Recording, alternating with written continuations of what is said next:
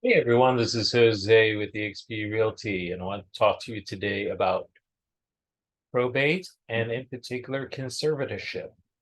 Now, this is part of estate planning, and this can trip people up because people often think about probate in the sense of someone passing away.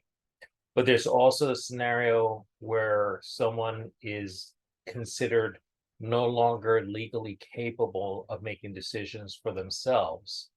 So in that case, a court may decide to grant a conservatorship on the individual or on the estate. So, for example, um, your grandmother um, has dementia and she's having problem remembering things, problem making decisions.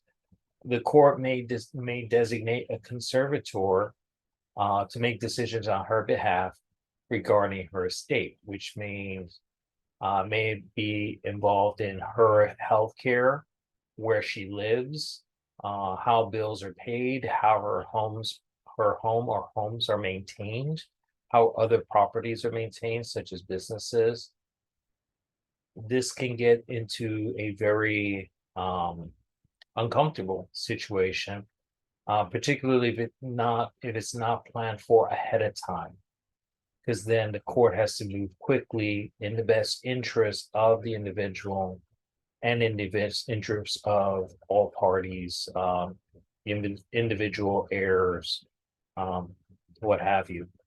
So this is a good thing to consider when you're talking to your estate planning attorney, to consider what would happen if you were incapacitated and how your estate would be handled.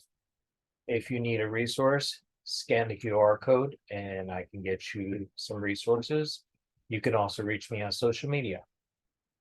Feel free to give me a call if you have any questions. Thank you and enjoy this beautiful day.